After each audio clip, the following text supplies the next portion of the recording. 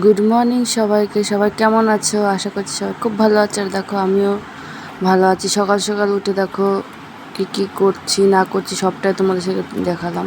আগে পর্দাটা খুলে এবার চলে এসেছি ছাদে। দেখো ছাদের বেলা উঠে তো ছাদের ফুলগুলো দেখেছো কত সুন্দর উঠে ফুটেছে। এবার নিচে চলে এসে জামা কাপড় ভিজাচ্ছি। অনেকগুলো জামা কাপড় হয়েছে, বৃষ্টির জন্য ধুতে পারছিলাম না, খুব অসুবিধায় পড়ে গেছিলাম। তাই আজকে ভাবছি যে বৃষ্টি নেই, রোদ উঠেছে, তারা জামা কাপড়গুলো ধুয়ে নিই। মেয়েদের জানি সকালে উঠলেই কত কাজ, এত সংসারে কাজ করা, তবুও জানি কাজ কখনোই শেষ হয় না। কেন কি জানি মেয়েদের জীবনটা এমন কেন? বিয়ের পর একরকম, বিয়ের আগে একরকম। দেখো কতগুলো জামা কাপড়ে, দেখো এবার ঘরটাকে ঝাড় দিয়ে নিচ্ছি, বাসি ঘর বাড়িটাকে। ঘর মুছলেও যা হয়, কালকে না ঘরটা মানে মোছা হয়নি, খালি ঘরটা ঝাড় দিয়ে নিয়েছি। শরীরটা না খুবই খারাপ, দুর্বল লাগছে, তাই যেটুকু পেরেছি সেটুকুই করেছি।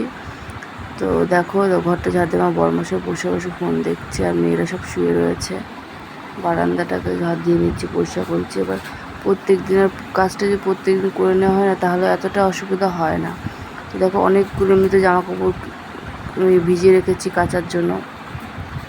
যে আগে ভিজিয়ে রাখলে খেয়ে নোংরাটা উঠে যায়, এর জন্য একটু আগে ভিজিয়ে রেখেছি। সকালবেলা উঠে ভিজিয়ে দিয়েছি জামা কাপড়টা, তারপরে অন্য সব বাসি কাজগুলো করছি। তো টেবিলটাকেও একটু পরিষ্কার করে নিচ্ছি। টেবিলে কিন্তু খাওয়া হয় না, ঠিক আছে, আমরা নিচে বসেই খাই। আমার বর বললাম টেবিলে বসে খেতে পারবো না, ভালো লাগে না, তো আমাকে নিচেই দাও, তো আমরা নিচেই খাই।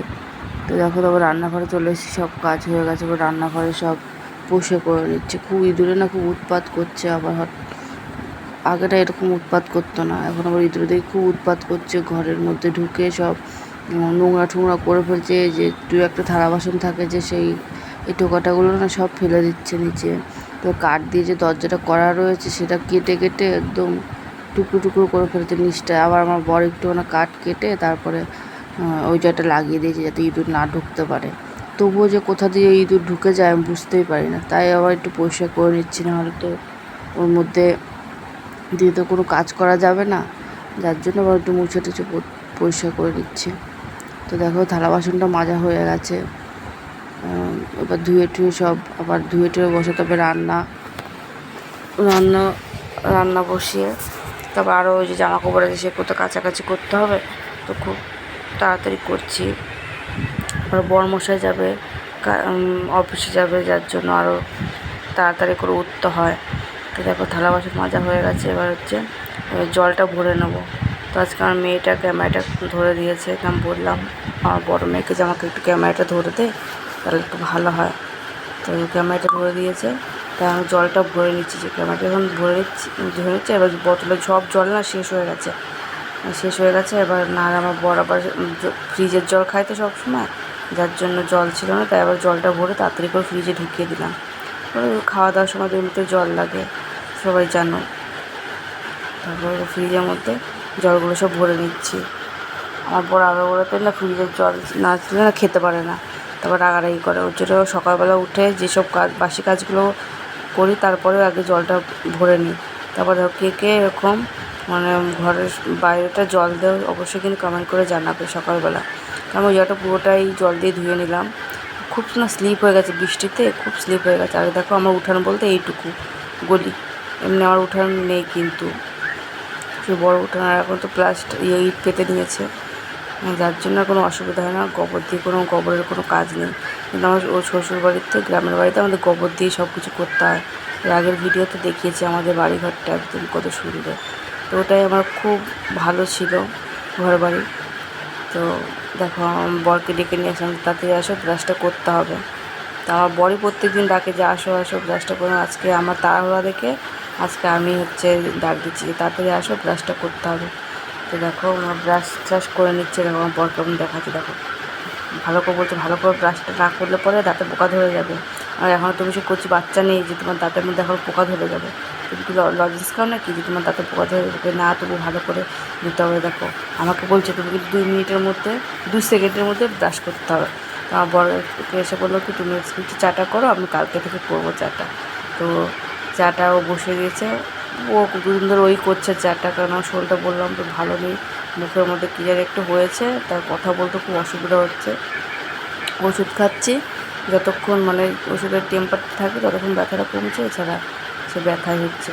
তো দেখো চাটা দিয়ে চা পাতাটা দিয়ে না ঢেকে দিলে পরে কী হয়, তাহলে চায়ের কালারটা সুন্দর হয়। আর যদি ফোটায় না তাহলে তেতো হয়ে যায়, যার জন্য আমরা ঢেকে দিয়েই করি, ভালো লাগে চাটা খেতে।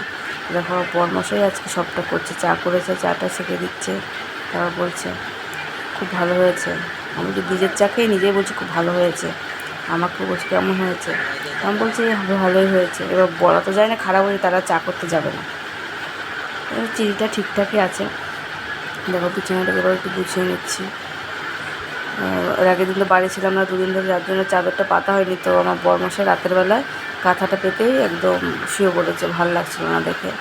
তা আমি আবার ওগুলো সব পরিষ্কার করে নতুন করে আবার চাদর পেতেছি, না হলে না ভালো লাগে। আর বিছানাটা টান টান হয়ে থাকলে পরে কত সুন্দর লাগে, তাই না বলো? আর অগোছানো বিছানা আর গোছানো বিছানার মধ্যে কত তফাৎ। তো দেখো আমি যার জন্য কাঁথাটাকে তুলে নিলাম, কাঁথাগুলো না সব ধুতে হবে, অনেকদিন করে ধোয়া হয় না। তো বৃষ্টির জন্য আর ধোয়া হচ্ছে না, মানে বৃষ্টি তো লেগেই রয়েছে, প্রত্যেক দিনই বৃষ্টি হয়ে যাবে, ভাবি ধোবো আর ধোয়াই হচ্ছে না।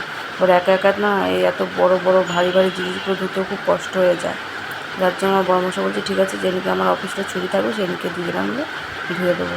তো ধুয়ে দেবো। শনিবার দিন ধরো আমরা বেরোতে হচ্ছে মেয়েকে নিয়ে, মেয়েরকে নিয়ে কলকাতাতে যেতে হচ্ছে প্রত্যেক শনিবার করে, যার জন্য একটু অসুবিধা হচ্ছে। তাই দেখো যতটা পাচ্ছি আগে আগে সব গুছিয়ে টুছিয়ে নিচ্ছি। হ্যাঁ, তো দেখো বিছানা চাদরটা না অনেক দিনকার পুরনো, প্রায় আমি এখানে আসার পরেই নিয়েছি, প্রায় 3 বছর হয়ে গেল। তো তোলা করে পেতেছি, তো যার জন্য আর অতটা হয়নি, কিন্তু একটু ডিসকালার হয়ে গেছে। তো আমার আর দুটো বিছানার চাদর কিনতে হবে, না কিনলে হবে না। দেখো কিছু টান টান করে খাটটা কত সুন্দর লাগছে। আমি ভাবছি কি যে আলমারির ওপরে যে আমাদের ল্যাগেজটা রয়েছে সেইটাও আমাদের অন্য একটা ঘর আছে, ওই ঘরটা রেখে আসবো। আর ওই সব আলমারির ওপরে আমার বালিশ টালিশগুলো ওপরে রাখবো। তো আমার টাইমে হচ্ছে না দেখে, আর আমার শরীরটা সত্যি খুব খারাপ, ভাবছি কবে ডাক্তারের কাছে যাবো একটু দেখাতে। তো আমার পরামর্শ বলছে চলো একদিন নিয়ে যেতে হবে, কিন্তু আমার একটু প্রবলেম হচ্ছে, তো যার জন্য এরকম আর কি। তো রান্নাও বসিয়ে দিয়েছি, বিছানাটা গুছিয়েছে, রান্নাটাও বসিয়ে দিয়ে রান্না করছে মাছের তেল করছি, ইলিশ মাছ আর কাঁকরোল ভাজা। তো দেখো ভাত, কাঁকরোল ভাজা, মাছের তেল আর ইলিশ মাছ দিয়ে সর্ষে দিয়ে করেছি, দেখতে সুন্দর হয়েছে না? কারা কারা খেতে চাও অবশ্যই কিন্তু জানাবে। তো দেখো জামা কাপড়ও ধোয়া হয়ে গেছে, আর বরমশাই একটু হেল্প করেছে, তাই একটু তাড়াতাড়ি হয়ে গেছে জামা কাপড়টা ধোয়াটা। দেখো মেয়েরা দিচ্ছি চাদরটা, এই চাদরটা না আমার ছর্দি দিয়েছে, তো আমরা যখন দীক্ষা নিয়েছিলাম তার মধ্যে না চাদরটা দিয়েছে। তো আমার বরমশাইয়ের প্যান্ট ট্যান্টগুলো সব মানে এত সুন্দর করে চিপড়েছে, আমার আর পরে চিপড়াতে হয়নি, পরে দেখলাম কি চিপড়াতেও হয়নি। আমার বড় ওর জন্য ওকে দিয়ে বলেছি যখন আমি জামা কাপড় ধুই তখন বলবি যে তুমি একটু চিপড়ে দাও, আমি মেলে দিচ্ছি। তো ও তখন চিপড়ে দেয়, আমি মেলে দিই, তাহলে তাড়াতাড়ি হয়ে যায়। দেখো কতগুলো জামা কাপড় ধুয়েছে, দেখেছো? প্রচুর জামা কাপড় ধুয়ে হয়েছে, আরও তো কতগুলো ছিল, সেগুলো আর জায়গা ছিল না দেখে করিনি। তারপর নিচে এসে আবার রান্নাঘরটাকে পুরো পরিষ্কার করেছি, একটু থালা বাসন ছিল সেগুলো সব ধোয়া মাজা করে। তবে জানো ওই বৃষ্টিটা একটু হলে জামা কাপড়গুলো সব ভিজে যেত। ঘুমিয়েছিলাম দুপুরবেলা, হঠাৎ করে বৃষ্টি নেমে গেছে, তো আমার বড়ো মেয়েটা বলছে মা বৃষ্টি পড়ছে তাড়াতাড়ি আসো ছাদে। তার মেয়ে দেখে গিয়ে অনেকগুলো তুলেছে, তার মধ্যে কতগুলো ছোটো ছোটো জিনিসগুলোই সব ভিজেছে, যেটা বড়ো জিনিসগুলো ভেজেনি। তো আমি আর আমার বড়ো মেয়ে তুলে নিয়ে আসলাম, ছোটো মেয়ে আমি আমার বড়ো মেয়ে তিনজনে মিলে তুলে নিয়ে আসলাম। তুলে আবার ভাঁজ করছে। আর ছোটো মেয়েটা আজকে পড়তে যায়নি দেখে মেয়ের সাথে এরকম যে মেয়ে আমার সাথে কুটকুট করে ঝগড়া করছে, আমাকে বলছে বাড়ির থেকে চলে যাও তুমি। আমি বলছি না আমি যাবো না, তুই যা। তো এই নিয়ে একটু ঝগড়া করছি আর জামা কাপড় গুছাচ্ছি। তো জামা কাপড় এবার ও খালি বক বক করছে দেখে আমার না মানে খুব রাগ হয়ে যাচ্ছিলো। এখন রাগ না কন্ট্রোল করে রাখতে পারি না, কেন জানি না দুমদাম করে মেয়েদেরকে খুব মেরে দিই। তো সেটা বলতে বলতে মেয়ে বলছে কি খিদে পেয়েছে তাহলে খেতে দাও।